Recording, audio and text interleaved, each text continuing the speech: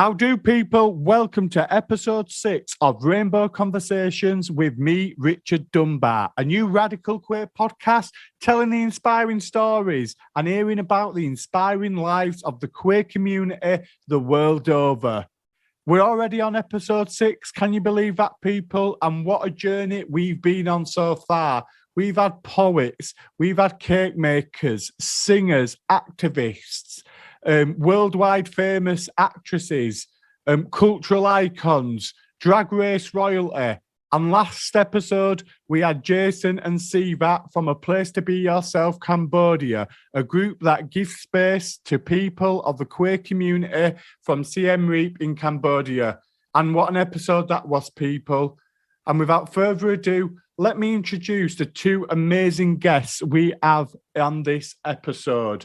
We have all the way from New York City, the amazing, the talented, the creative genius that is J LeVe. And we also have the amazing, also equally talented international dancer, Mr. Vince Virr. Let's do this, people.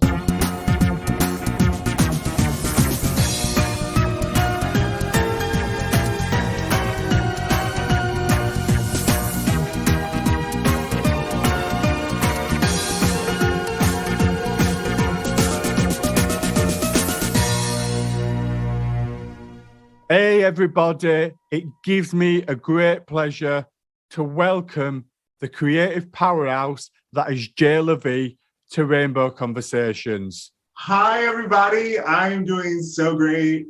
Richard, thank you so much for having me. I appreciate you so much. And I'm so ecstatic to be here on this platform that you've created to highlight queer voices. Congratulations. Thank you very much. So a bit of more of an introduction about you, Jay. For people who don't know you, how would you describe yourself and your art and your craft and what you do? Who is J LeVe? So it's been a long time coming. Like you all know, it's all about like embracing your journey and remaining open to discovering the new facets of yourself. But currently in this moment, I am a creative. I am a queer liberated energy that thrives amidst liberation, that thrives amidst other creatives. I am all for feminism, activism. I am all for hearing voices, hearing everyone's voice, equal rights. I am here for being the activist, the natural born activist that we all should naturally be. I am a little kid from Louisville, Kentucky, first and foremost, a little kid from Louisville, Kentucky that was just wondering, like, what am I doing here? How did I get here? Where do I go? Like, how do I be myself? And that's what this entire journey has been. It's been figuring out how to navigate this earth while maintaining the natural being that I am or that we are without losing myself through society's expectations or society's lens, you know? Mm. So how did you? So you're currently based in New York, if I'm not mistaken, and where? So from this young individual in Kentucky, how did you find your truth, and how did you end up in New York? So I am so grateful for two things, for my parents, but more so specifically my mom. My mom. She is, to this day, she is a light in my life. She is so kind. She's been through the most absurd tribulations and she remains kind to people, to herself. And she taught me the importance of resilience and the importance of dancing and what it does for the body. Right. Yeah. So my mom, she instilled a lot of buoyant energy that kind of fuels creativity. But luckily, Louisville, Kentucky is Louisville is the metropolitan city of Kentucky, and I was so grateful to have a art scene in Kentucky. So, like my first artistic endeavor was like singing in the West Louisville Boys Choir, West End Louisville Boys Choir, and then I eventually got into the Youth Performing Arts School, and that's where I discovered what it is and what it meant to be a creative. There was the orchestra majors, there was the vocal majors, there was the dance majors, the design and production majors, the musical theater majors, and there was just so much creativity like living under this roof, or the two roofs, and it inspired me to delve more into what it meant to be a creative. So there were times where I would just like, I mean, yeah, at senior year, you know, we all do it. I was like, not skipping, but I was skipping. I would go to like a dance class and I would just observe the class. And the dance teacher, she came up to me one day in the office and she said, you know, you can go to the field trips with the dancers, right? Because she knew that I loved dance. But that was the special thing about being in that space, is like when teachers saw that you took to an element of art other than yours, they brought you in because it's a part of cultivating creativity. It's all about inspiration. And that's when that spark of like, okay, definitely a creative, but I definitely don't know what that means. Like, how do you know what that means as like a 14-year-old, 15-year-old? You don't know. But I was just like, this feels good. I feel very safe here. This is my home. And like, side note, at the time in high school, there was just a lot of things happening at home, as it happens in most people's home. And my art school, that was my home. I would stay there after school every day. And at a certain point in like my junior, senior year, my mom was single, so I had to help her with my sisters. So what I would do is I would still stay after school and do my activities and hang out with people, but make sure I would leave in enough time to pick up my sisters. But that's where all of the cultivation, the heavy cultivation of becoming a creative began. But little did I know, there was more to discover, which was so beautiful. Like I literally in the yearbook, I was like selected to like have like a little speech, and I was like, I found my calling. I'm gonna be an opera singer. This is my manifesto. And I look back on it and I'm like, oh baby, if only you knew there was more to discover. Wow. Well, that's an interesting, so clear sort of influences sort of from your mum and from your sisters, and obviously the teachers who perhaps encouraged you. After sort of high school, what happened after that for you on your creative journey? What were the next steps for you? So it was low key like a preparatory high school. Like they were preparing us for college. Like you were going to college or some sort of like secondary level of education, higher education. And there was even like this class newspaper at the end of the year for our senior year, and it had a big map of America, and it placed all of us in our accepted university. So they were like, "You're going to college." So, of course, with that comes applying for colleges. And another thing that I loved about the school is they actually prepped us. They taught us how to efficiently apply for colleges that fit our personalities, where we wanted to be, our aspirations. And I began auditioning for lots of colleges, and my top choice was Boston Conservatory, but it was very expensive, like around like $62,000 a year. Crazy. But I got to go there and audition, and I fell in love with the city, that's when I really fell in love. But that was like, it was an extension of this creative energy, like the Fenway area. You just have to, if you've never been there, if you're listening, if you've never been to Boston, the Fenway area, it is very magical. It is like the perfect like town, little nook for like student life, the university life. And I fell in love with that. I did a summer program the summer before going to college at the Governor's School for the Arts, which is like a national program. And I actually got to study with one of the teachers that taught at the University of Kentucky. So I was like, cool, that's my backup plan. Little did I know, that was actually the best decision, because this teacher, she's another part of like cultivating this creativity. We built a language, like, so we, if some don't know, like when you go to school for voice or opera, there's a curriculum, and part of the curriculum is like your music classes, your oral theory, written theory, music history, choir, but most importantly, it's like your diction classes, your vocal lessons, which happen every week, and then your vocal coachings every week. And because of that, it's essentially like mentorship, which is something that I realized I thrived within. And she and I just built a language. She literally deconstructed my technique and rebuilt me like within 3 years. Wow. And within that, I learned like for the first time, like, oh, this is like a creative language that I've discovered, you know? It absolutely changed my life. It gave me work ethic. It showed me the value that is within me, but even more so, like how much this creativity can it can thrive when you hone your craft. It allows the creativity to blossom even more. And but little did I know, again, that's gonna be a lot of little did I knows.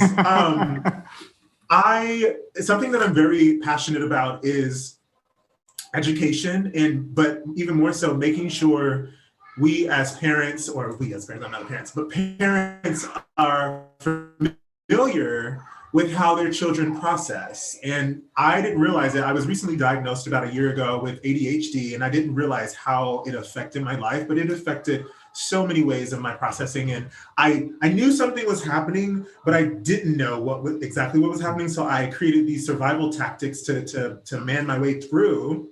And by the time my junior year came, I was so overwhelmed. I didn't know how to be a great, consistent student. And I actually ended up leaving my junior year. Mm. And it was a very depressing time in my career, but also in my life, because I got this full ride. My parents had not yet graduated college, so I would have been the first to graduate college. It was just a lot of pressure. Mm. But luckily, my freshman year, to ever pull off production of Party Best, which is a huge grand opera of Gershwin. There it is. Right. Gershwin.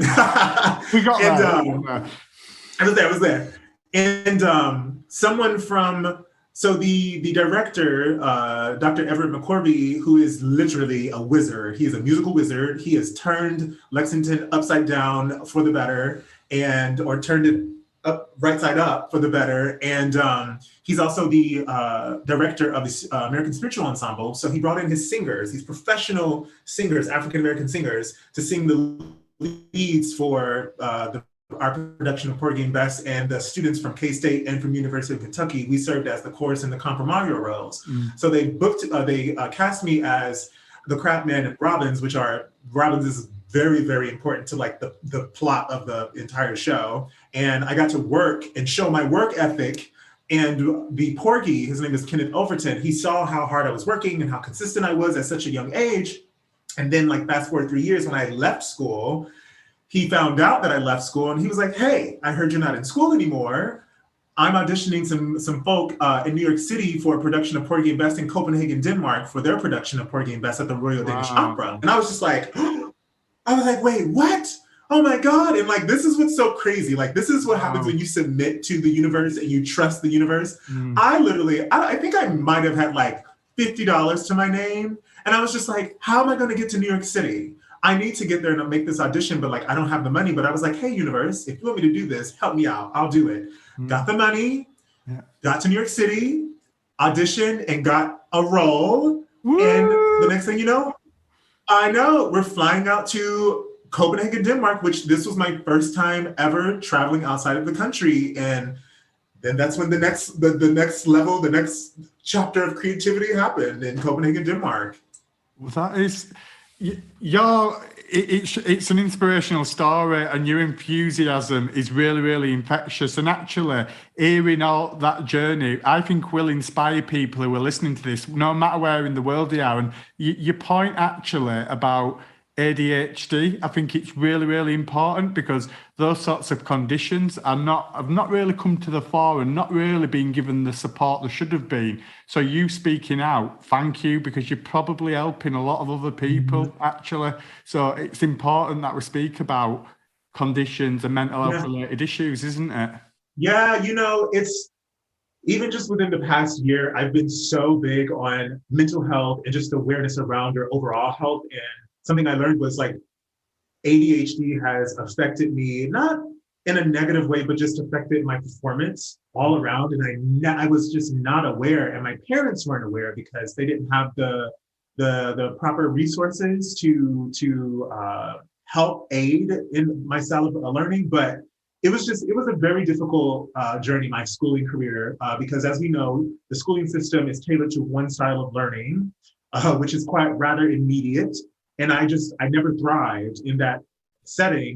So there was a lot of internal damage that happened. I remember there were times I would come home and I would just sit on the floor and cry. My mom would say, "What's wrong?" And I would tell her, "I feel stupid. I'm not thriving in school. I don't feel like I'm processing properly what's going on." And of course she did her job as a mother, but there was so much that needed to be done. And like I said, she didn't know that we needed to go and get tested. But luckily I'm very resourceful and I found ways to navigate, but this would have been so much easier within my grade school years to, to have those tools to help out in those tough times so I wouldn't have to talk down to myself. And something that's very interesting that a lot of people don't realize is like, when you notice that you have like a quirk, but you can't quite put your finger on it, you begin to create this internal dialogue of you're not enough, you're not smart enough, something is wrong with you. And it really, like I was telling myself that I replayed that narrative literally from like 12 to like 25. I would just always come to these halts and these walls, and I'd be like, of course it's not happening because I'm not smart enough. Only to realize I just have a little quirk. There's nothing wrong with me. I just process a little differently. So I think it's so important that we take the time to understand for us and our kids a bit easier so we can truly, truly thrive without damaging ourselves, Yeah.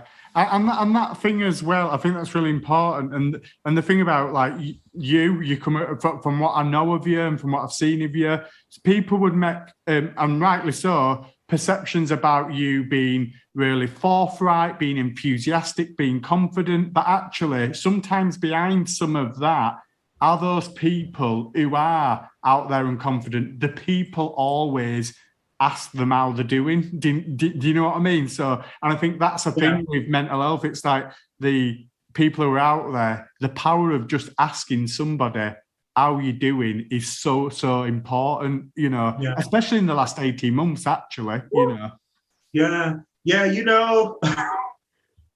The past 18 months, no one was prepared for it. It kind of served as this time of reflection, this emotional and spiritual metamorphosis of just changing the way you navigate and just changing your perspective. And when you have to sit with yourself for 18 months, which just as much as I know, that is not a thing in today's world, in today's life. You are working, you're caretaking, you're doing something, you're focusing on something. But to have all this attention on yourself and on media during the time of like pure activism, damn near a second civil rights movement, it was a lot to take in, a lot to take in. And I hate that it happened this way, but I've seen so many beautiful realizations and developments happen for so many people because they had the time to sit with themselves, And I think that's so important. I think you're right. And it's like, as much as there are lots of negative things about the past 18 months, that time for reflection has been so important. And I think a lot of people across the world have actually questioned themselves about what type of world we want. The people have started to question the inequality that exists. We need to talk about the Black Lives Movement. We need to talk about trans and non-binary representation across the world. People are getting more organised and active. And I think we are in the wake of another civil rights movement, but perhaps in a slightly different way. I think we're in it now. We're actually in it. What do you think about that? Oh, absolutely. Like I said, it's been quite traumatizing, but it's all necessary because as we are all realizing, the systems that are set in play, like they're outdated and they no longer serve the collective. And in order for us to efficiently to proceed forward, we have to rebuild our systems. We can ignore these issues anymore, which is what we were doing before because we were always on the go. We were always going to work. We were always taking care of something, going to an event. And within the 18 months, people had to sit and really take in what has been ignored and not ignored to the sense of just oblivion, but like by choice, ignored. Like you can no longer ignore it. This is the forefront of the conversation for the world. And because of it, we are making great traction towards a better world. But we do have to keep in mind that we're undoing a society that's been built, and it's been this well-oiled machine has been going for some time. So it's going to take some time to undo this well-oiled machine to build a new well-oiled machine. But what that means is like we have to continue to have these conversations. We have to continue to bring light to these issues that are usually swept under the rug. We have to continue to support our specific groups that are marginalized and are abused and disregarded. And we have to continue to build community, rebuild community, and support one another, and listen to one another, and show up, you know? Yeah. Show up. And also, me speaking as a privileged white man, people out there, it's acknowledging your privilege as well. And actually, I enjoy that privilege where I don't have to walk down the street and worry that somebody is going to stab me, is going to shoot me, is going to, look at me in a different way because of my colour. I don't worry about that. And that's my challenge to other white folks out there. It's like, what can you do to challenge the system and challenge the inequalities that exist? Exactly. Yeah. And actually, on that, there are loads of really, really good advice in that. In terms of where you are now creatively, what are you doing now? Like, what are the projects you're working on? Because may I say, everything you like, everybody must go follow J LeVe on their Insta, and actually we'll give you your Insta page out on the bio, etc. You always look absolutely amazing. I'm like, oh my God, I want to have their style. But you're also a stylist for other people too as well. Is that right? Yes, I during the pandemic, it served as a moment for me to walk into my greatness that I've been afraid of for so long. Little fun fact, the thing that has helped me was actually fashion. So as a kid, what I immediately noticed was I was told that I had to exist a specific way due to societal norms, gender norms. And I was immediately forced in the norm of being a boy, but it didn't really register to me, but I did it because you're a child, but it went against everything that I felt that I was, but you don't really know how to voice that as a kid.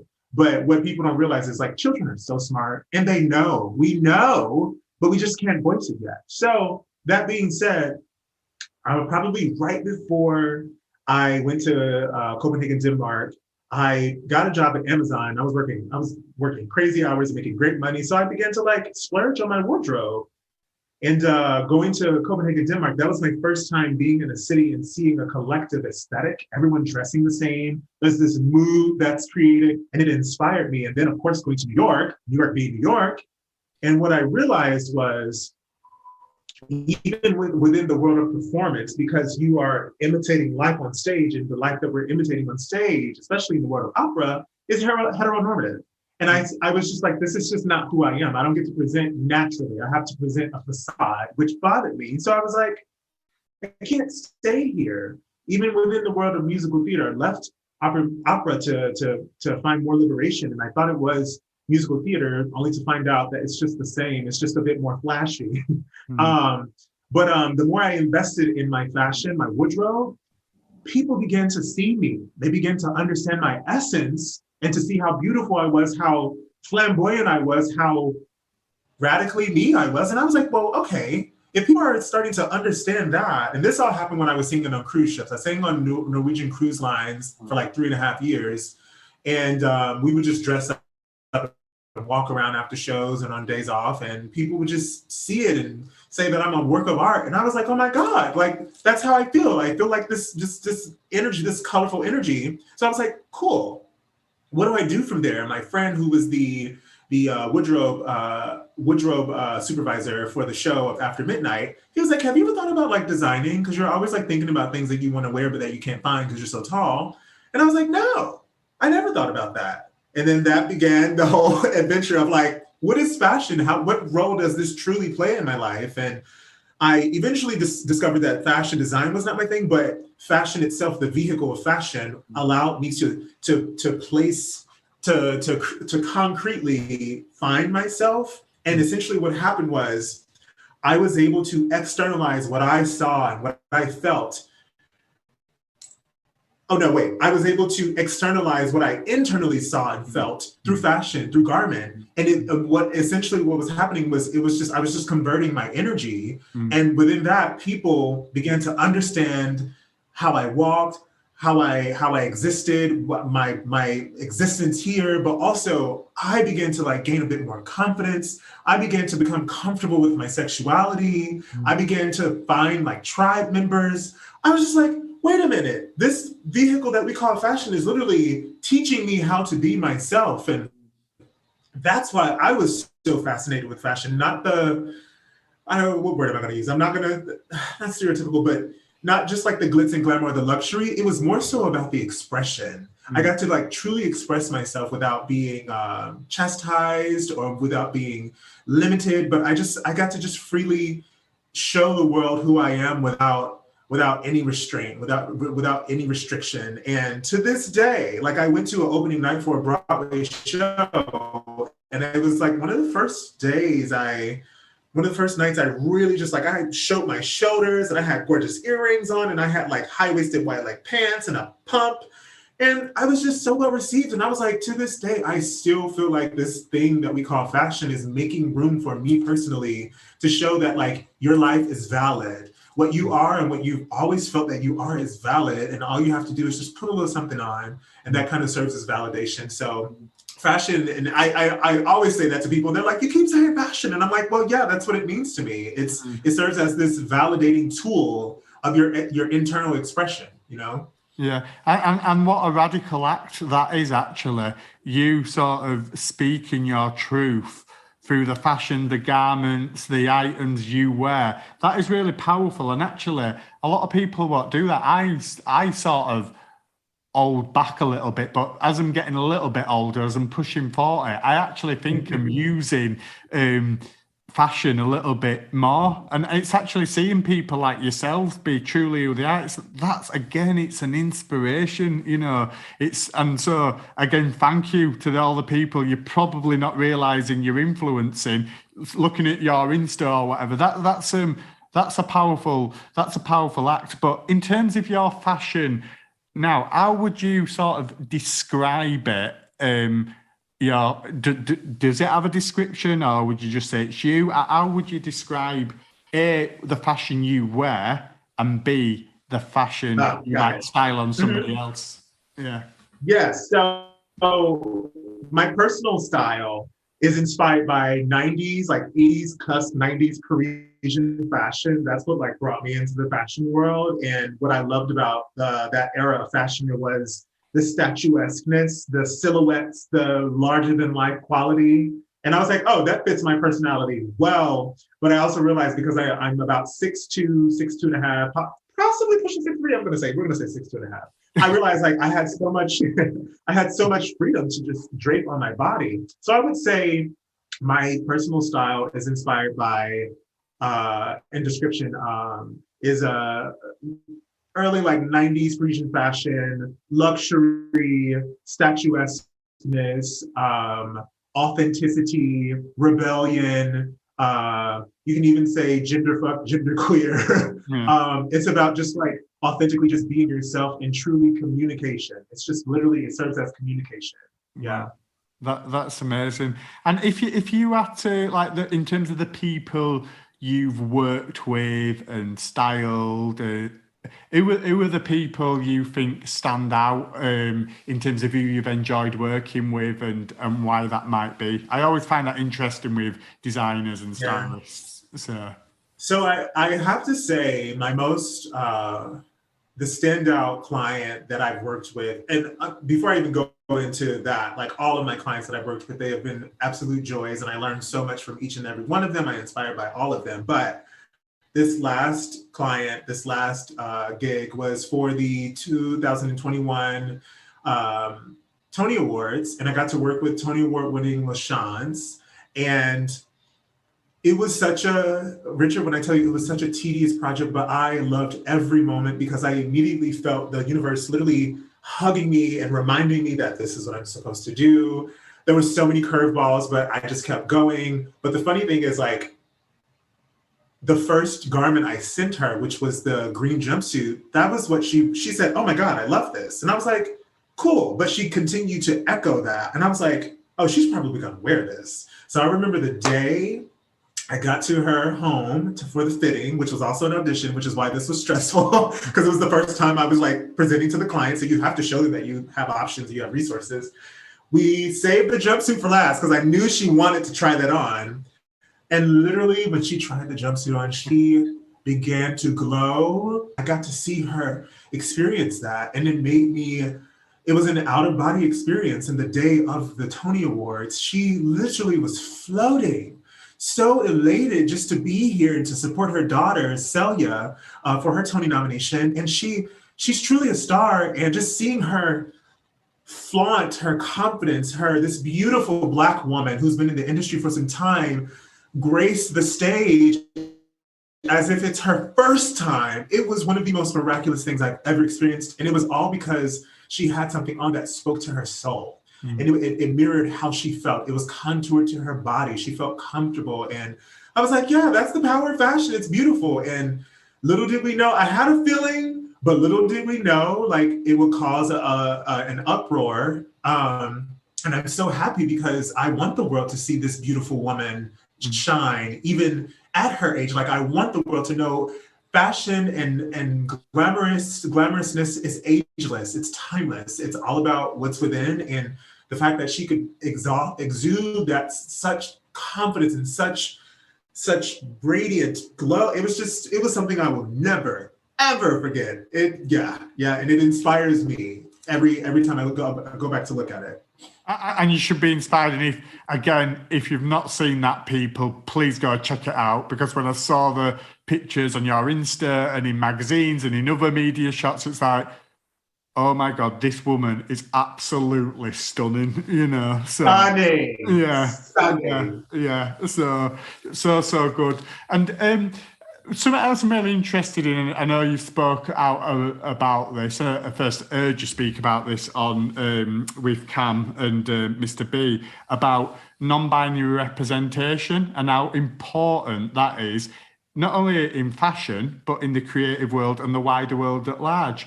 What's your view on that as somebody who identifies as non-binary?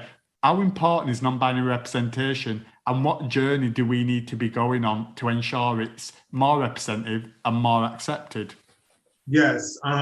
So the importance about having this absolute necessary representation is we have to teach the world. So something that I believe in is the LGBTQIA plus community and all of its glory. We are the teachers of the world. We are the constant reminder that there is more than one way to exist, regardless of if you believe in it or not. We are absolute proof that there are so many ways to exist, and that's forward thinking, that's healthy thinking, that is the world that we have to live in. That being said, the AIDS epidemic and pandemic, there was a time when gay men came into the industry, the industry was afraid that the men would die off and would not be able to hold their own in the industry, so they began to not hire gay men. And now we have these important spaces that are predominantly white and are predominantly male.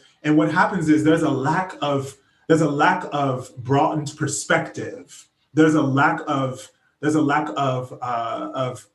culture in these spaces, and that shows. It shows in the trends when things happen, and the trends happen, and then it goes back to what it is. It's like, no, if you have these femme energies, these femme existences in these spaces, it won't be a trend. It will be a part of the fabric, which is what we are. And we're teaching society that we are a part of the fabric, in fact, and you have to make room for us. And something that I'm very dedicated about is I realize like I'm walking into this position of leadership that is quite frightening because I've never had to take on leadership at this level, but I realize it's bigger than me, so I have to do it. But I realize this is important for me, but it's important to see other non-binary trans women in these positions, in these rooms, to be inspiration to other non-binary and trans individuals, to show them, hey, babe, You matter, and you can exist in any space that you want to. And I'm here to show you that without even meeting you, without even knowing you. You see me on the screen, you see me on these pages and these ads, you see me on Instagram. That is proof that we are supposed to be here, that we are rightly so here, and we will take our space, and you have to do your part so you can get here, you know?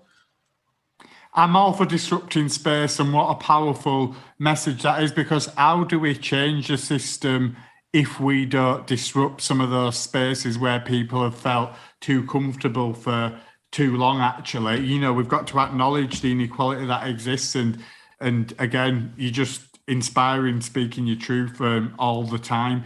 And what's the sort of next steps for you? So like you, I'm a big sort of spiritualist. I speak to the universe, etc. So what are you wanting from the universe for J LeVe? What are we going to see? What is the world going to see from J LeVe over the next year, 18 months, 2 years?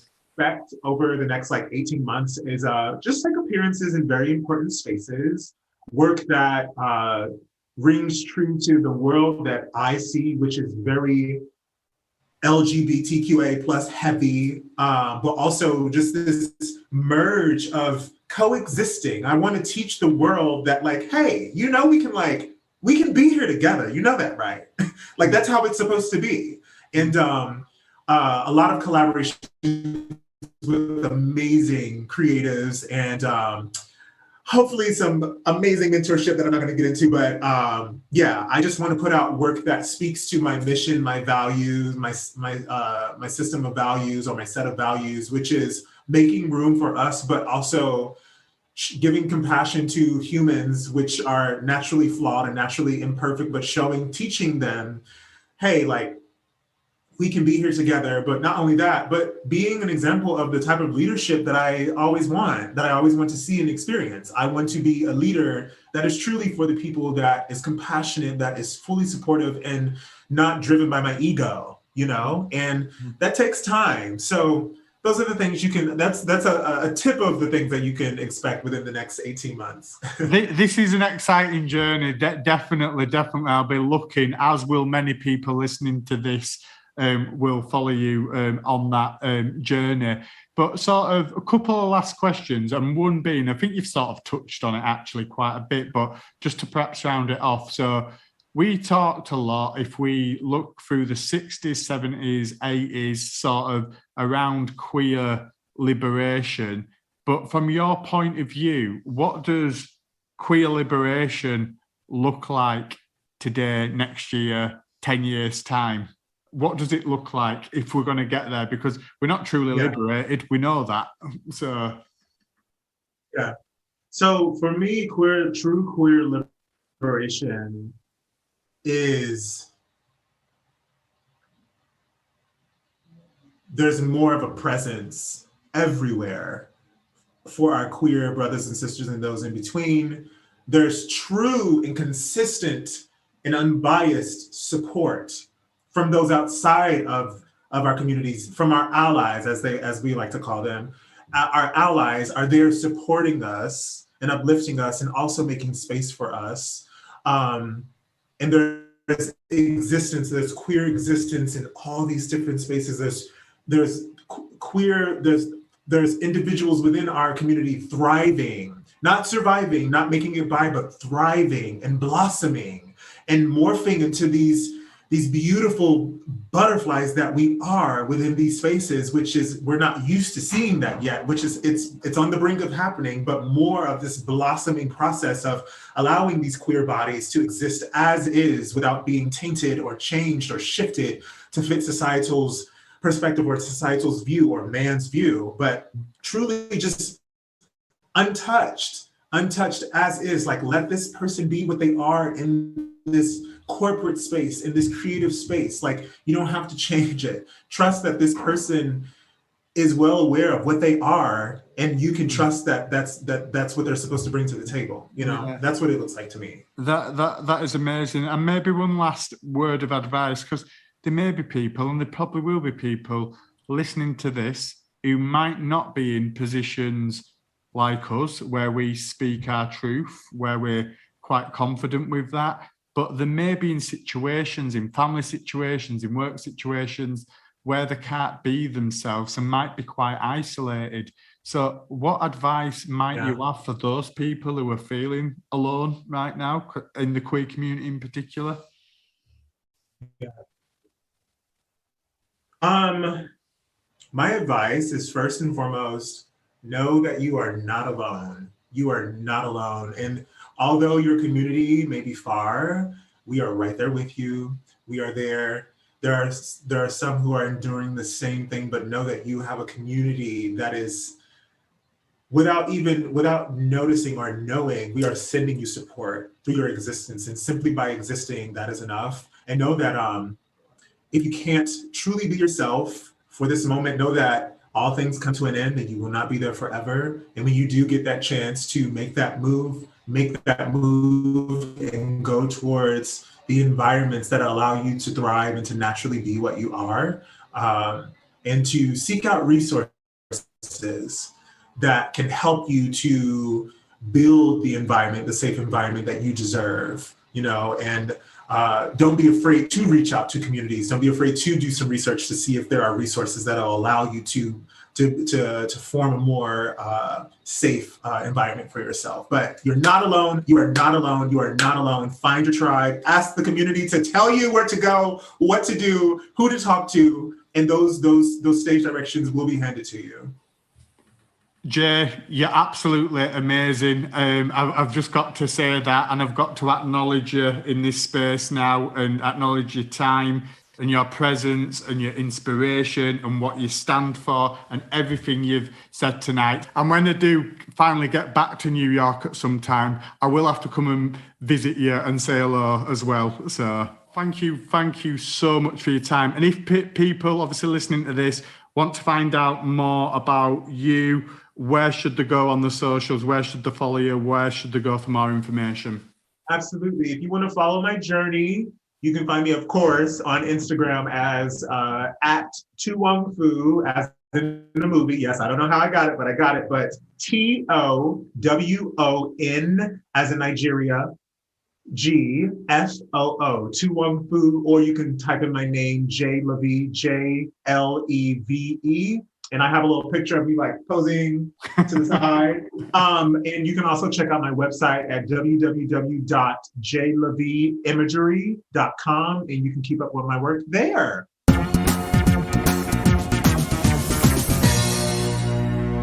Okay, everybody, welcome to the Rainbow Spotlight. And this week we have an international Bradford-born dancer, Mr. Vince Virr, who's also a choreographer.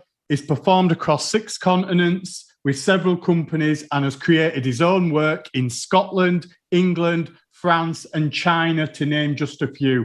Vince is passionate about deepening cultural understanding through the universal language of dance creation, performance, and teaching.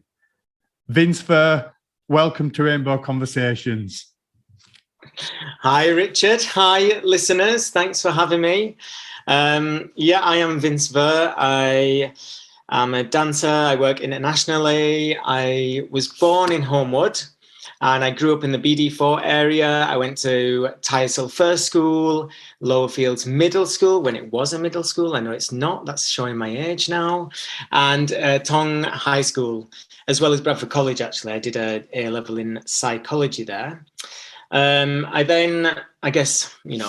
went to Northern School of Contemporary Dance in Leeds and did my degree in dance there, which actually I didn't know, coming from the area that I came from BD4, I didn't know what dance was. I had rhythm and, would do kind of like the Butlin style dance competitions when you're on your summer holiday or whatever. And, I often did quite good in them, but I never went to ballet, tap or modern, or did all these kind of syllabuses in dance, because it just wasn't on the kind of radar.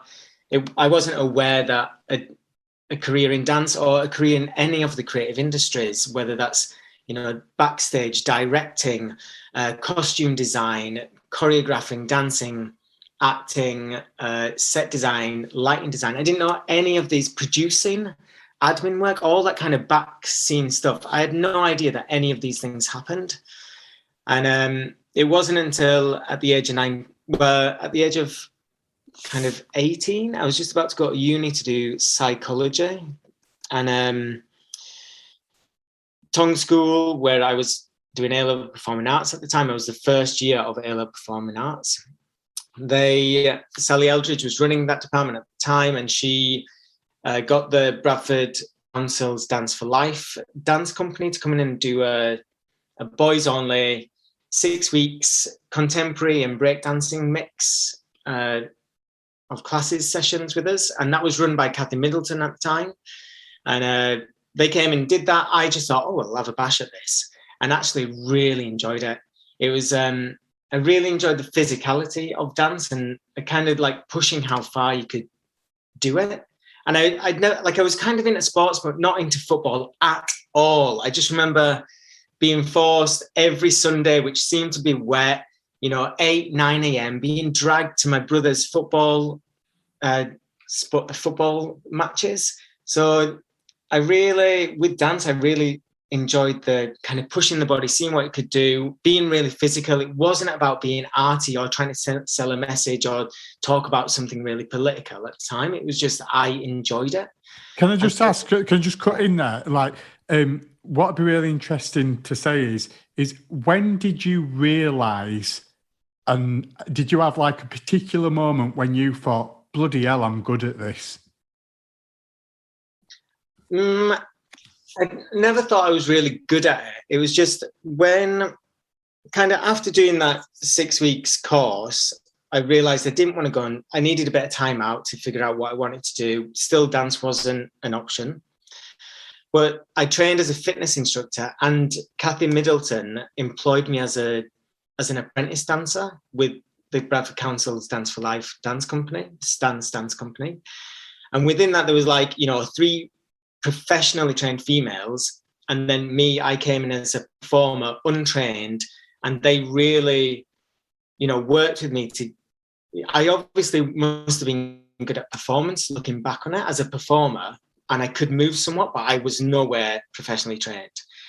And so they kind of they really took me under their wing, and showed me this other thing, what contemporary kind of was. I still didn't really know what that was when I was going to uni.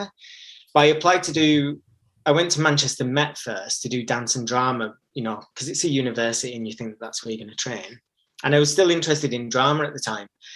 But then I got there, opened a script, and I was like, I don't want to do script work. I'm not interested in words just now. And if I want to be an actor, I can do that later. Whereas if I want to be a dancer, I need to train now. Which I think you can train, I think it's really beautiful watching people who are older dance, and especially people who are not trained, because they dance because they love it. They're not trying to get a job. They're not trying to do anything contrived about it. They're not trying to earn a living. They're just showing their experiences and their love of dance. And I love that about dancing with and watching older dancers.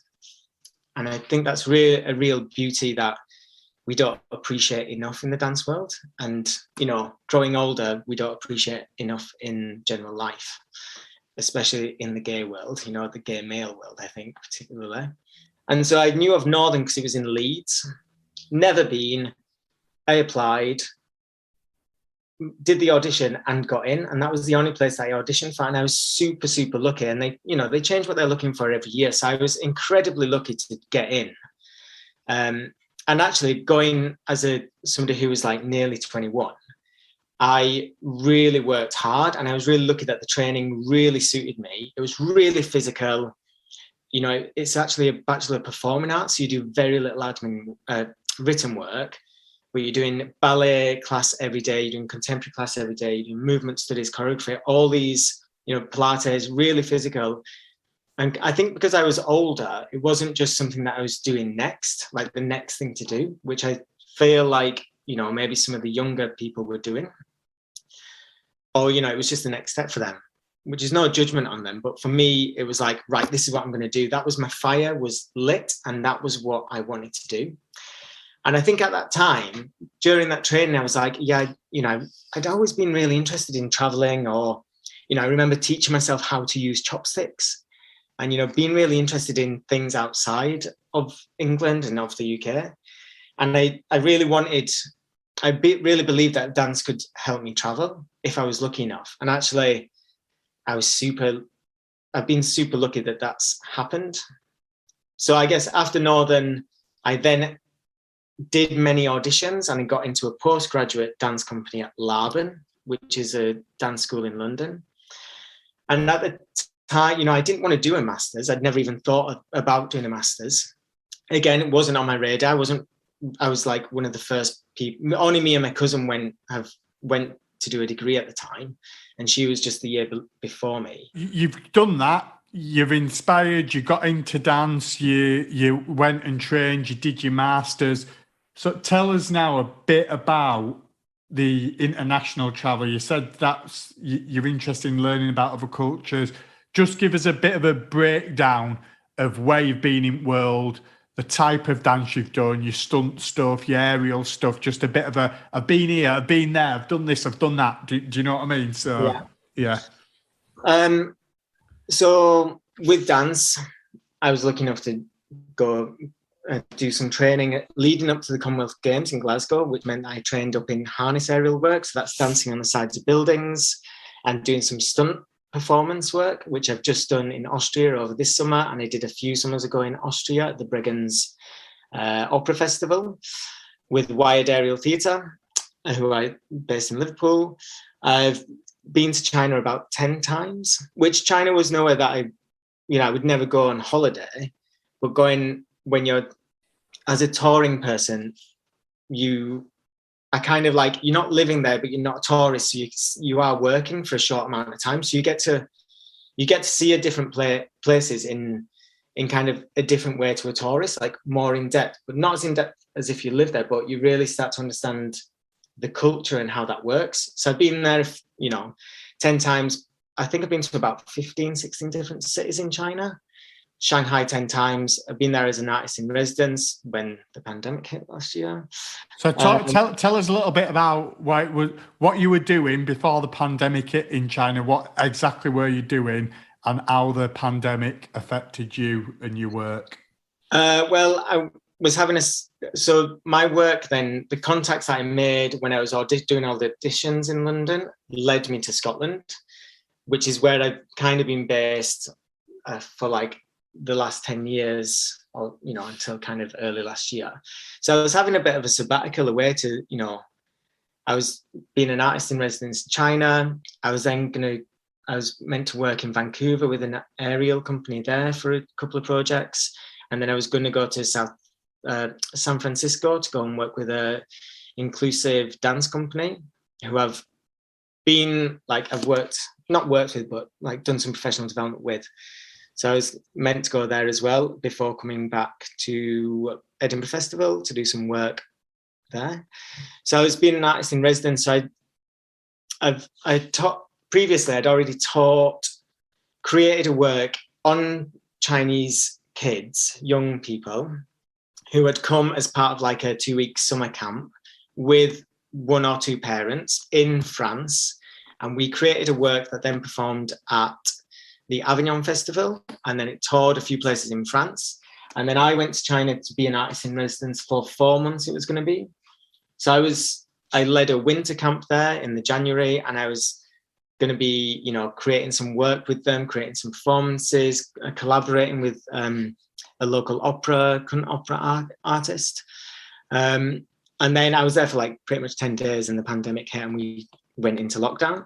So I created some digital content, which you can see on my Vimeo, on my website, different, like many people did, different dance combinations, keeping people active, creative tasks. And then I came back here to get ready for Vancouver and kind of everything hit.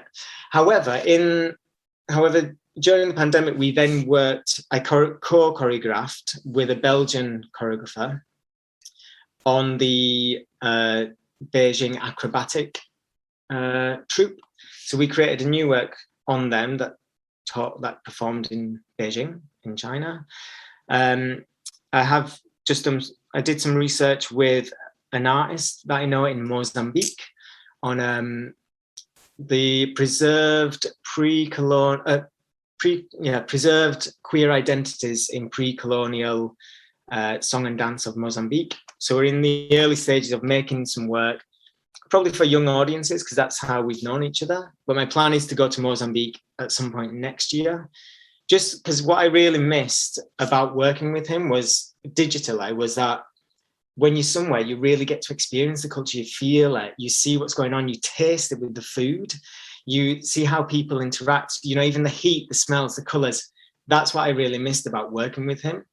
Whereas I've been to Chile a couple of times, and I'm working with an artist in Chile to create some new work there for young audiences also. And, you know, you see the vibrancy and the colors and the energy, and then you see work in that place, and it's like, oh, this is how it is. And also when you're learning bits of the language, which I am only monolingual, but I have learned a few little bits in Chinese, and I can read a few of the characters, as well as like trying to learn a bit of Spanish. And now I'm trying to learn a bit of French, because I'm working with a lot of French dancers in this current production that I'm rehearsing in Paris at the minute, that will then go to Saudi Arabia next year, which is the first time I've been to the Middle East. So that'll be super interesting. And I do want to learn some, you know, Arabic kind of characters, or try and learn a few little things, because with the language, you really start to understand the fundamentals of a culture. I think it really tells a lot. And I think certainly in my education, I never had that power to the focus on learning languages, or the power of language. And I think as a dancer, you know, the power is in the body, because it's universal. So you can go anywhere in the world. You know, I've been to Australia, South Africa, Egypt, Canada, America, Chile, Norway, Japan a few times, like many, many places. And the language of the body is universal, and you know, people understand that, and they understand that whether it's with music or without, but that kind of physical feeling they get. And then, yeah, with written and verbal language, you start to really understand the fundamentals of a different culture and society. Yeah. So how would you say then? So let's take it back. You're working class lad from an area of Bradford where from the outside world, people would probably have said, because you're working class, openly queer lad, you probably shouldn't have done as well as you have done. I don't mean that to sound negative, but I think you know where I'm coming from. But you've gone out, you've experienced all this different culture, you've been to so many countries in the world. How was that travel and all the experiences you've had over the world influenced your outlook on life, would you say? I mean, the main thing that I did learn very quickly when I started to do a lot of traveling, which I'm not saying is easy in the dance world or the arts to travel, because that you take there's many barriers to that, and it takes a lot of determination and a lot of luck to be seen by the right person and given the right opportunities. And that kind of trying to provide opportunities that's really become prominent in the last year or so for me. Having time to reflect on, you know, I started to make work. I had a commission for the Edinburgh International Children's Festival. And I think starting to make work and then having time to reflect on that work, like for me, that work, it was really important that I was in it. And therefore I didn't want to have another, you know, a cisgendered looking female. So I chose another male. It had to be two males dancing, because I didn't want to have this typical, as soon as you got a cisgendered looking man, which I am, you know, and maybe slightly camp, but when you wouldn't, I think as soon as you get a male and a female looking person, then you start reading these heteronormative relationships, whether it's about that or not.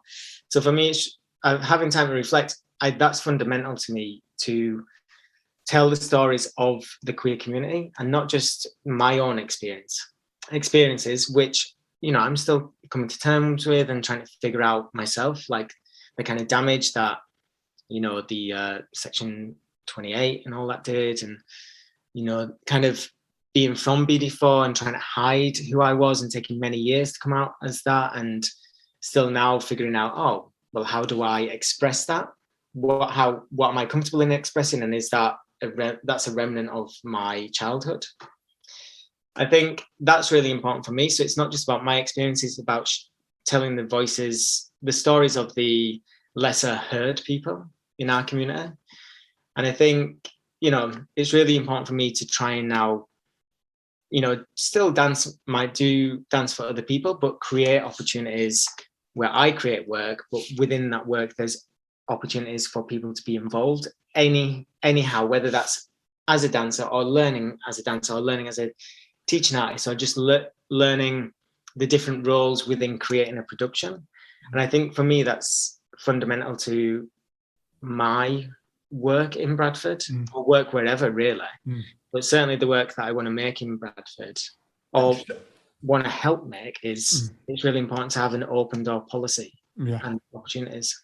And on that, before we'll come to that, so I think that's really important, just to break off in what you've said then about standing up for queer community and, using your vehicle as a prominent dancer who's well-travelled to try and influence change for other people. I don't think you should actually underestimate how important that is. But just touching on one point you said in that, which I thought was so interesting, was you talked about how being queer and hiding in your earlier years who you were is reflected on you now, and you're still coming to terms with who you are. I just found that a really sort of interesting statement. And if you can just give like a minute or so on that, what you mean by that about coming to terms with who you are. So do you still struggle with your identity? Do you still struggle with how you're seen? And do you still struggle being out there? Because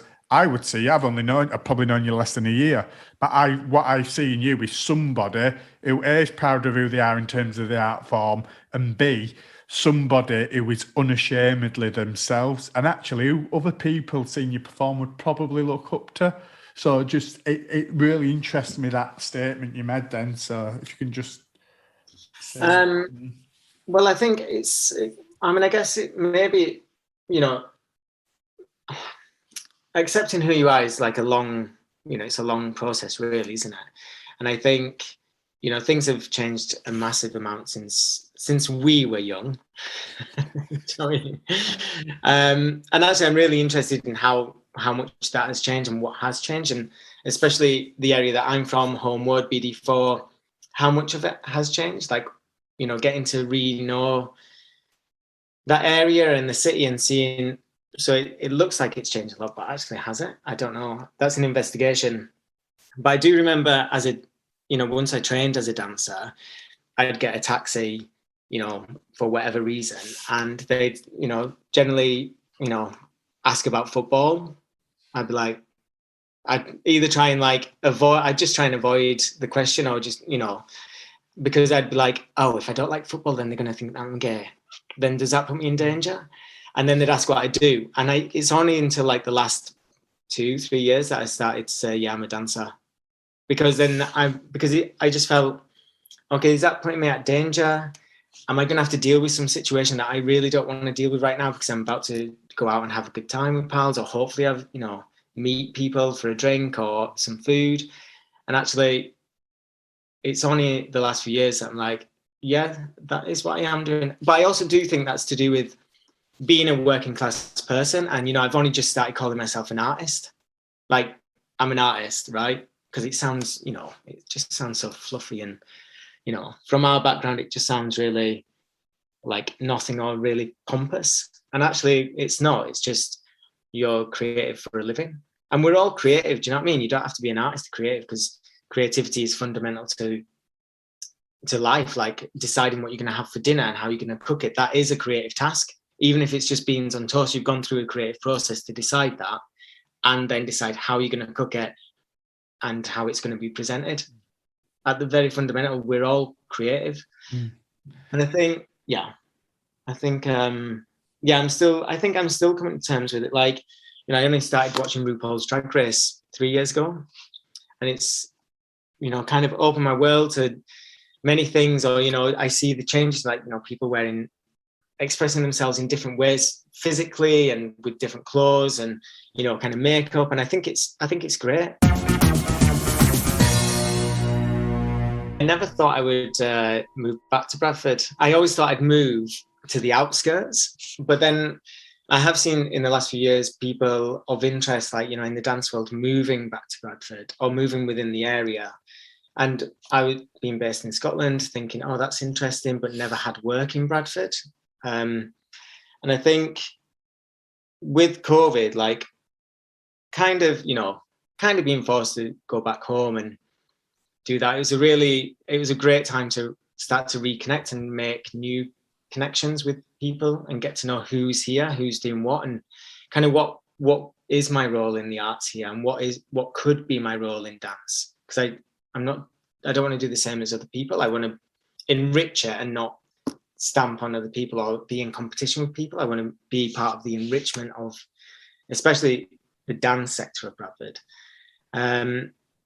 So we actually created an intergenerational dance film for the LGBT, with and by and for the LGBTQ plus community as part of LGBT History Month in February this year, which will also be a light installation. That just keeps getting delayed because I keep getting employed.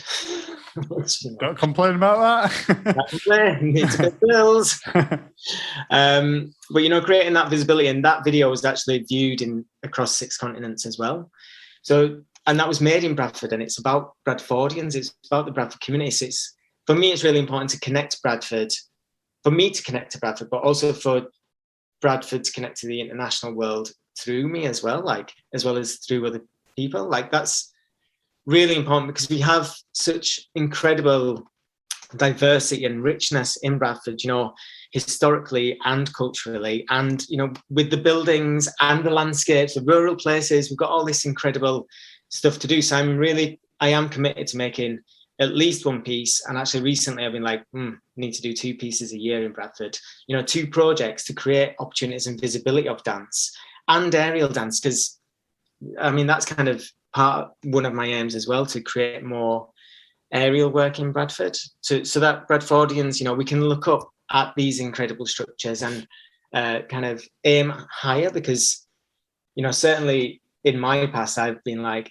I'm from Bradford and I now live in Bradford and I'm based in Bradford and I'm going to make work in Bradford. I am making work in Bradford, and we're going to hang off some buildings like the National Media Museum we are in talks with, and you're hooking me up with the Bradford Library. I'm going to do Karen Calf. I'm going to sort some stuff out and get, you know, Bradford on the map. Wow. What an episode that was, people. I'm sure you'll agree that Jay and Vince entertained us, they educated us, they made us think, and they agitated us into pushing for change, not only in the creative world, but in the wider world too. Make sure you tune in to our next episode in a couple of weeks' time, which will be a very special episode for History Month. So please do tune in, but also remember to follow me on Rainbow Conversations on Instagram and also at Rainbow Convos on Twitter as well. Please do get in touch if you've got any ideas for future episodes. I'd be more than happy to hear from you. All right, people. All best. See you later. Bye.